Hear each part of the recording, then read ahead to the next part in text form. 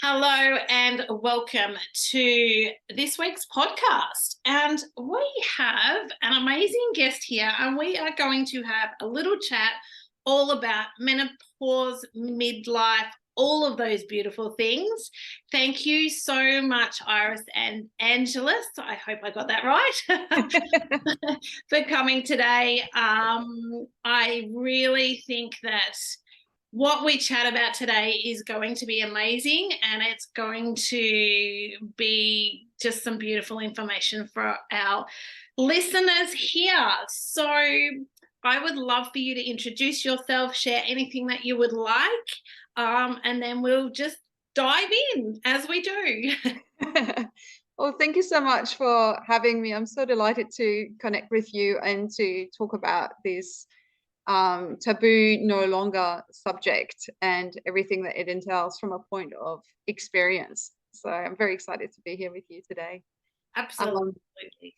So my name is Iris Angelis, and I am the author of two books. One is called Passion to Thrive, Reclaim Your Life's Potential, Purpose, Passion and Power, which is a women's empowerment book. And that is all about encouraging us to view life as play and try on different ways of being in the world through, I've picked archetypes that they sort of have each their own unique characteristics and flavors. So for example, the mother or the healer or the storyteller, and encourage us to just try them on and see if they fit. And if they fit, great.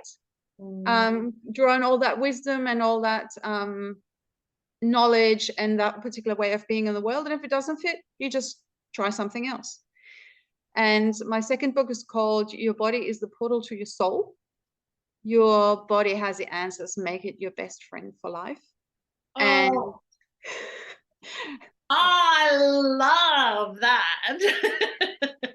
And this book is all about how most of us have been taught to hate our bodies or to look for the flaws, or if something doesn't feel right because there's a pain or a discomfort or something's not working, to just kind of, squash it down with medicine so that we can keep doing life the way we've been doing it, rather than stopping and going, okay, my body knows innately everything it needs to thrive, and it can guide me through this 3D experience of life, and we can have a brilliant experience, because if our bodies can thrive, then we can thrive.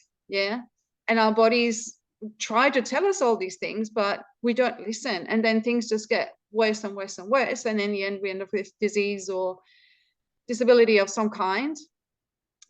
So it's about actually understanding, revering our bodies as this incredible tool, if you like. I don't like using the word tool because there's so much more to it than that, but it's this incredible tool and guide for actually stepping into our power as beings. And the more we can live in our bodies, and that's easier if the body is comfortable and happy, the more we can bring our own soul frequency to the world and do here what we came to do, which is gift the world with our frequency, our way of loving, our way of interacting, our way of living in the world, and enriching it in that way, and while we're having our own experience of life.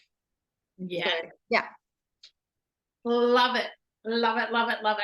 And probably the biggest part is, like, when you're talking about that, the body is the portal of the soul.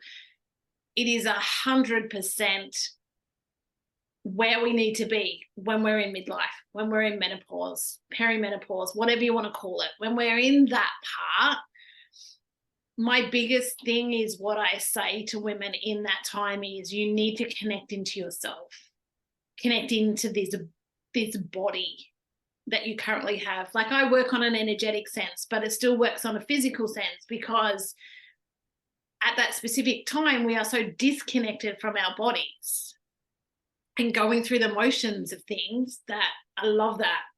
I love it. It's actually a real shame, because really women have a monthly inbuilt feedback system of how are we tracking, And if I noticed that back when I was still bleeding, that if I had been kind to myself and nurtured myself, being true to myself, spoken up when I needed to, rested when I needed to, periods were, walk in the park. Whereas if I hadn't been, oh, hello, migraine. Oh, hello, I can't stand up because I'm just so tired in the lower part of my body.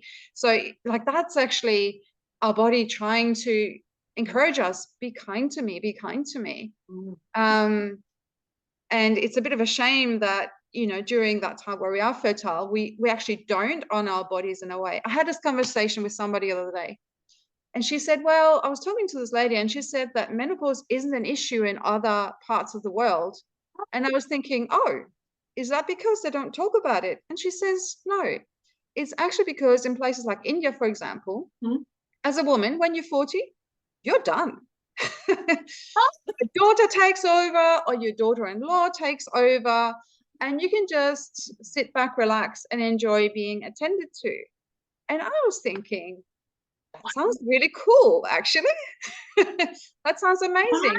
Wow, that's amazing, isn't it? That it's an inbuilt part of the culture that you get to that age and you are then looked after. So you've effectively, in my terms, you've done your nurturing and now it's time to be nurtured. Absolutely. Absolutely. And what do we do in our society? We've got to produce. We've got to strive. We've got to be busy. We've got to do all these things. Yeah. And, when we then get to menopause, and we've been doing that for the last 35 years or so, the body is saying, I've been trying to tell you to rest and relax and enjoy and feel peaceful for the last 35 years. Will you listen? And then you get a hot flash, or then you don't sleep because that's been so disconnected. Yeah, it's really interesting. When I first started to hit that perimenopause and I had the hot flushes, it's really interesting. I wanted to, I literally turned away from it. And I turned away from what my body was telling me. And I remember a friend saying to me, why don't you make friends with it? And I went, what are you talking about? Because I had the narrative in my head that, after many, 10, 12 years of my mum telling me, oh, bloody hot flushes, this. And it was like a light bulb went on in my head. And I went, why can't I make friends with it? Why do I have to be at war with my body? Why do I have to let society tell me that I'm redundant? And I went, F this. I don't subscribe to that narrative anymore. I don't subscribe to that crap part of life. And as women, I'm going on a tangent, I promise I'll come back. As women, we need to talk about this more. Yes. We need to educate. We need to talk about this more. Stop turning away from our bodies and turn into our bodies and go, oh, okay, that's where it's at. It's telling me something. My body is telling me something. Absolutely. Wow, I love that. I love it. I didn't know in Indian culture that's what they did. So I love that. Yeah.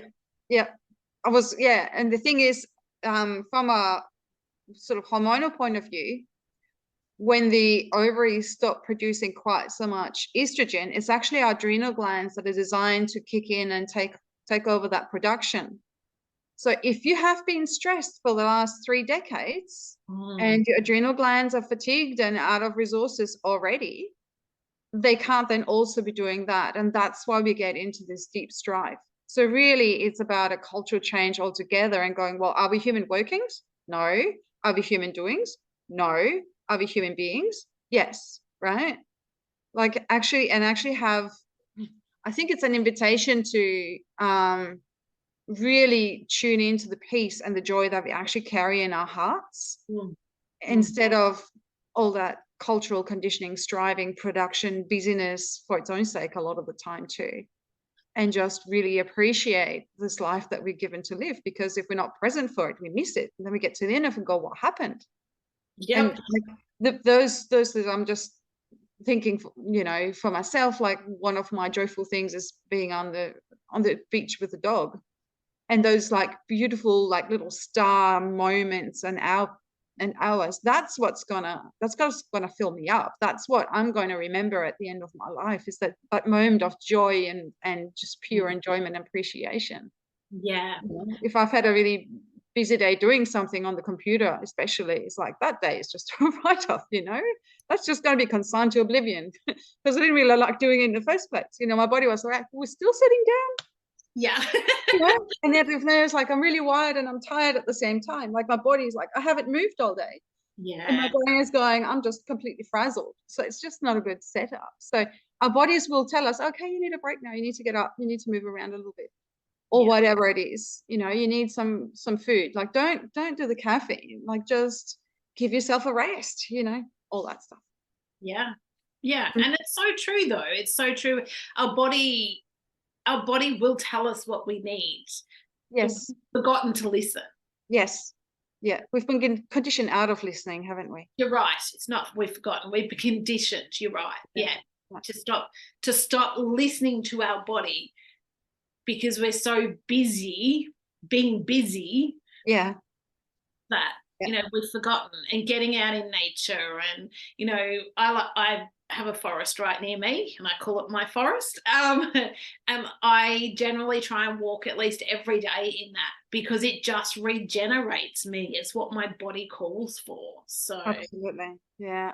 Yes, for sure. I love this view life as play. Mm-hmm. How do we bring that into midlife? How do we bring that into menopause, midlife, that part of our lives? How do we bring that more into? I'd love for you to share more about that. Well, like, remember when we were kids and we had these big boxes with all these outfits, and you could be a princess, or you could be a witch, or you could be a rabbit, or you could be a whatever you wanted to be, right? And you would try on that costume and you would play out that role, and you would get a sense of, well, if I do this, chances are people are going to react to me in this way. Yeah. Or if I do that, then, likely what's going to happen is this. So I think any time of life, really, approach life as play. The thing is, if you keep doing what we've always done, we're going to keep getting the same outcomes. That's not rocket science. So if we can just find something to change and go, like, I guess the problem is we derive too much identity from that as well.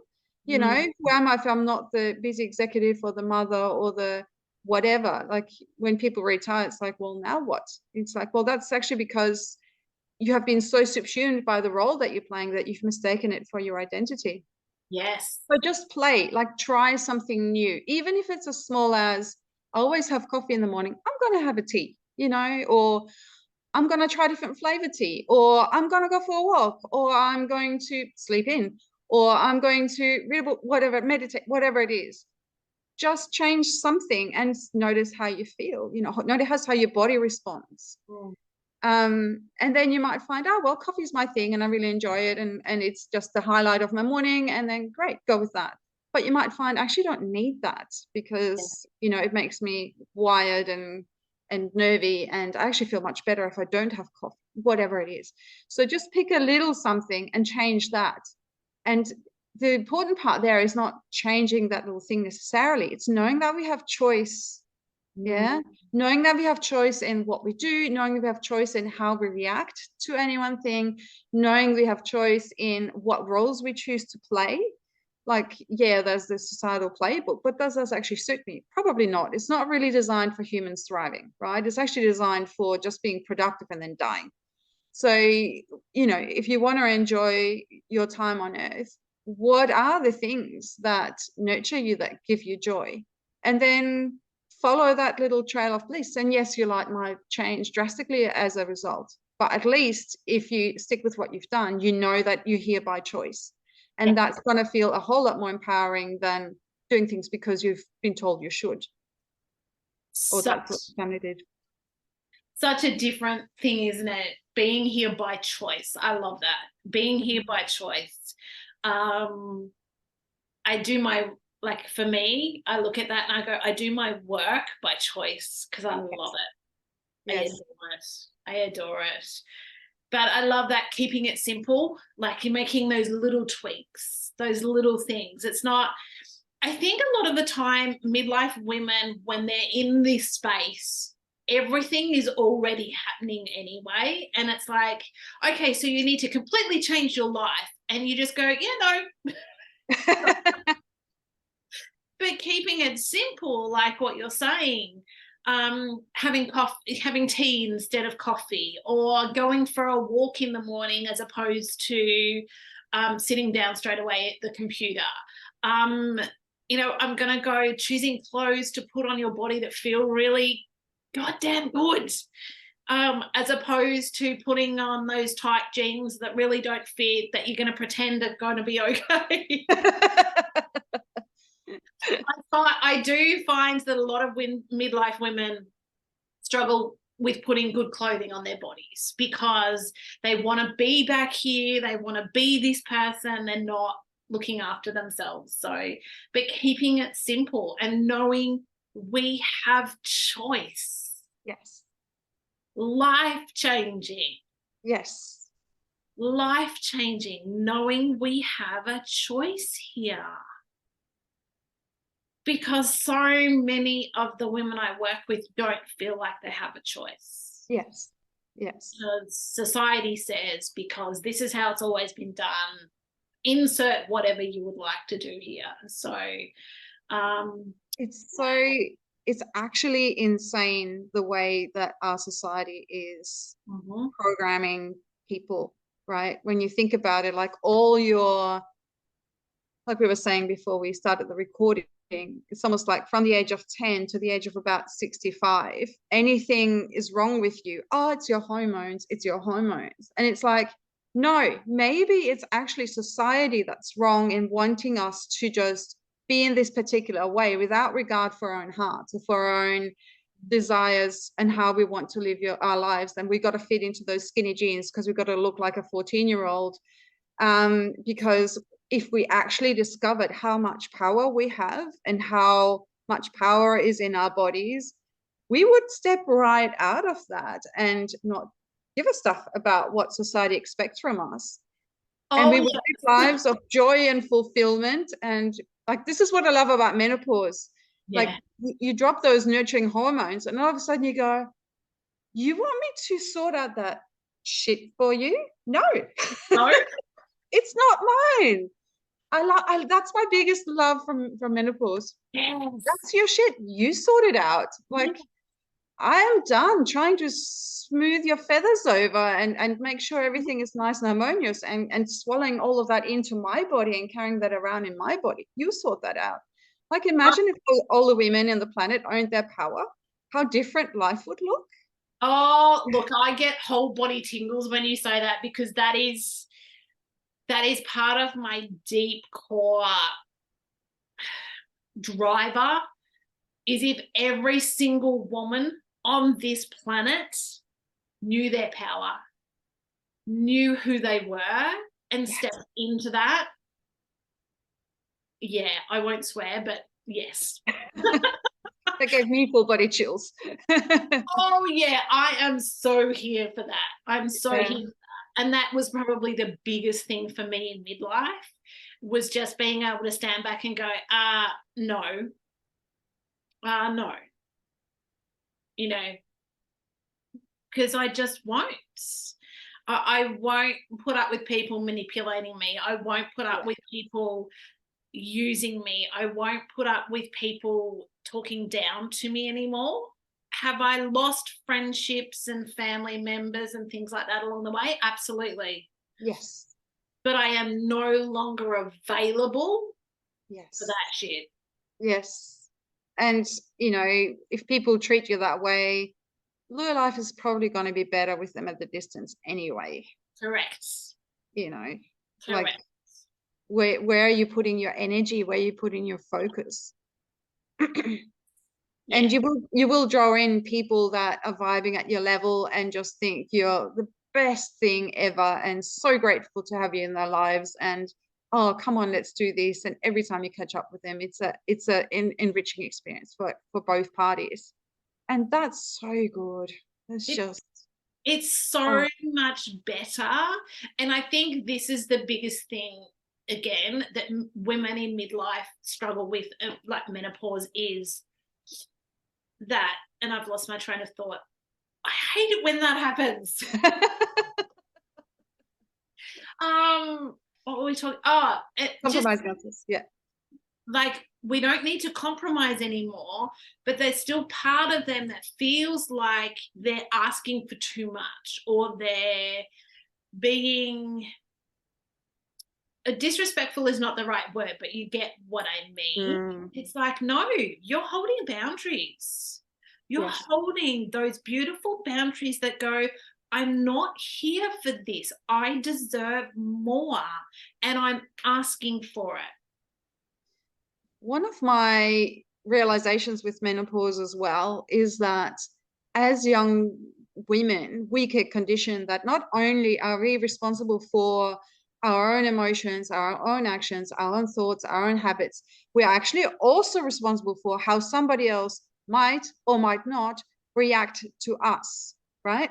So, you know, if something bad happens to us, it wasn't the man's fault for doing something. I'm just going to go with something extreme. It wasn't the man's fault for doing something bad to us. It was our fault because our skirt was too short, you know?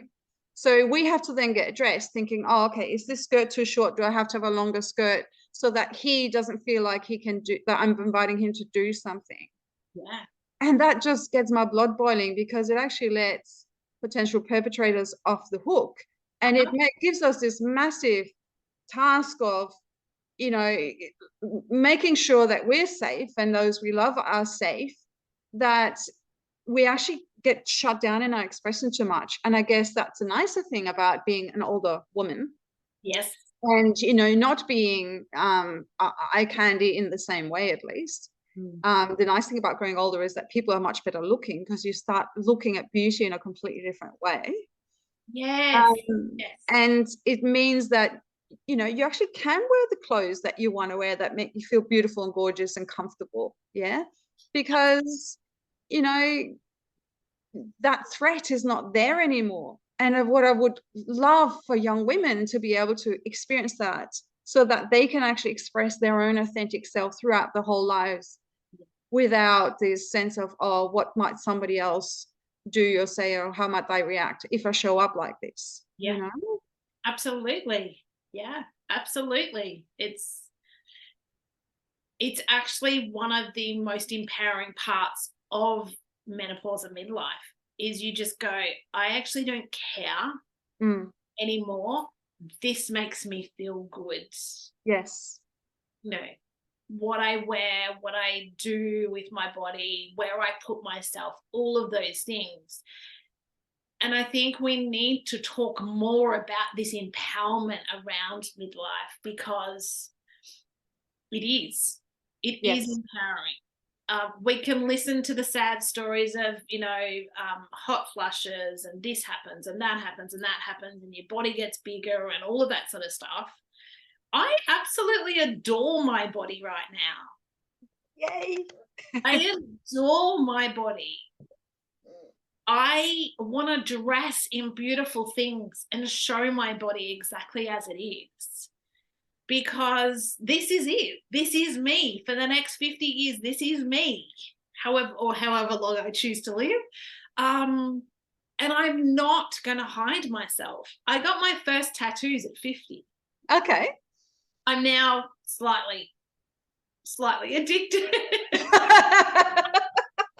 But, you know, as a young one, I always wanted them. And then, you know, where I've got them, you can see them all the time. Because if I'm going to put it on my body, it's going to be somewhere where I can see it, because it's for me. Yes. Care what other people think?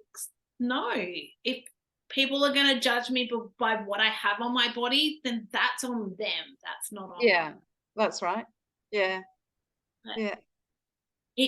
I think we just need to educate women to see this as an empowering and beautiful time, as opposed to the current, I'm going to say it, bullshit narrative that is used. Yeah. So, yes. Yeah. And also, like, really what that tells us, that society really values us in terms of, can we bear children or not? Correct. And that's a minuscule part of who we are and what we can do.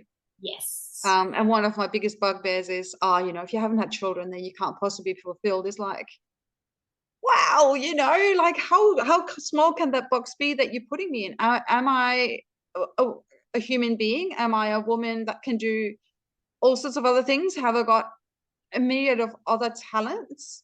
Correct. And having children is something that I may or may not do, but either way, my life is going to be the best life that I can be. Same with that hypocrisy that you see, for example, in Parliament, right? If a woman goes into Parliament and her husband stays home and minds the kids, it's like, well, she's not really the full thing because, she would be at home rearing her children. Does anybody ever ask any of the men that? No. How do you balance home and work life with this terrible schedule that you've got? Because it's totally okay for the wife to be doing those things, right? Yeah. So can we see the double standards that are going on here? Absolutely. And that's probably another rabbit hole, maybe for another day, but yes, absolutely agree with you. Absolutely agree with you. You don't get the snide remarks, oh, she must be hormonal. Mm-hmm. But nobody hears anybody saying that to a man, do they? But yes. I remember vividly, I must have been, I think, around about 30 at the time, and I was seeing, a patient who was a man, and I knew his wife as well.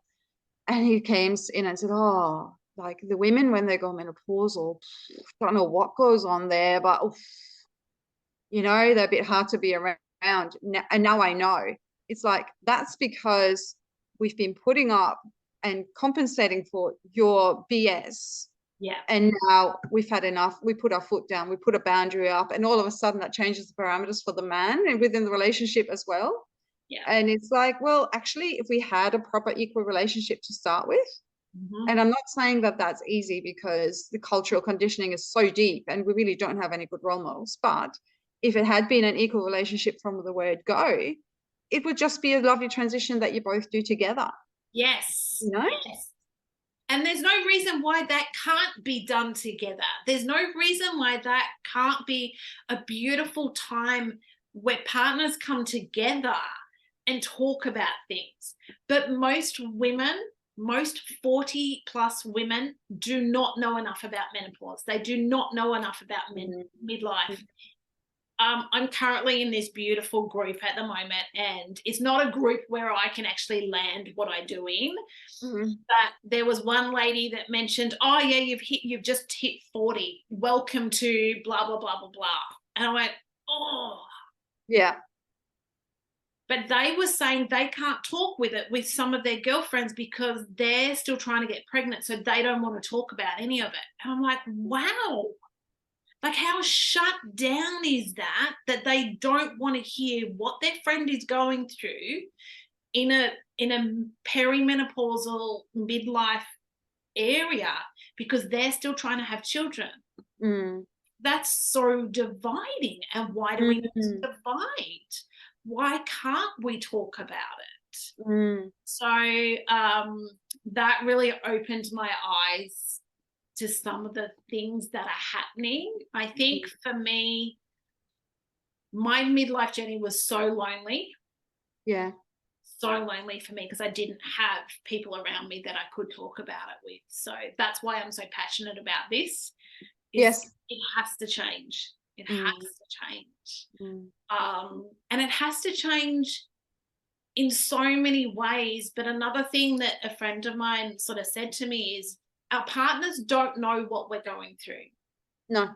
And it's not their fault in any way, because it's been such a shut down and taboo subject that we need to not only educate ourselves as women, but we need to educate our partners as well. Yeah. This is what's happening in my body. This is what's going on for me. This is why this reacts this way. But that's probably another subject for another day. But do you know what I mean? No, it's not even just educating women themselves. It's educating our partners. Yeah. To support us to help support us so we can both walk through this together, because it Yeah. gets to be that. Yeah. Yeah. Well, this has been amazing. Is there anything that you would like to leave us with? I will put all of your contact details and everything in the show notes so people can reach out to you. But is there anything that you would love to leave us with today? Any pearls of wisdom or anything like that? So my personal big thing is the practice of gratitude. Yeah. Practicing gratitude is something I've been doing consciously for 20 years. Wow. And the magic of gratitude is that the more grateful you are, the more happens that you can be grateful for. Mm-hmm. And in my experience, gratitude is the quickest way to transmute something that's difficult that's going on for you. Yeah. So can we give gratitude to our bodies, right? Like I find that if something difficult happens, I'm now have enough laps around the sun to know that at some point I'm going to look back at this and go, I'm really grateful that that happened, because if that hadn't happened, then I wouldn't have understood these things about myself, and then I wouldn't be owning that part of my power. Yes.